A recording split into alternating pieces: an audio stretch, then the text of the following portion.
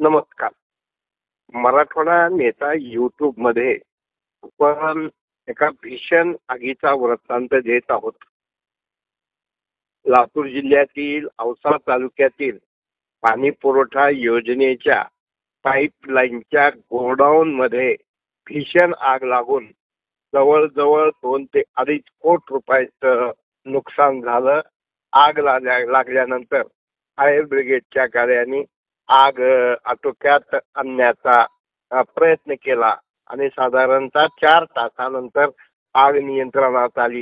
ही अत्यंत दुर्दैवी घटना आहे. खरं म्हणजे त्या भीषण आगीमुळं खूप मोठ्या प्रमाणात जे नुकसान झालेलं आहे ते मात्र काय की न भरून येण्यासारखं आहे. क्या है, कैसे लगी ब्रांच?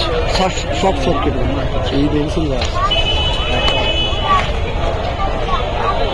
डबल